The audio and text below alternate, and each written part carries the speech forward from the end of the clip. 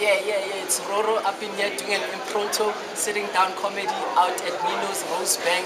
Yeah, and I understand everyone in South Africa right now is afraid of amabarete, like amabarete thing, because they're going to people's houses and trashing them and stuff. Marangeke balungu at my granny's house. Bazothi masebangena nje, my granny will be like, yeah.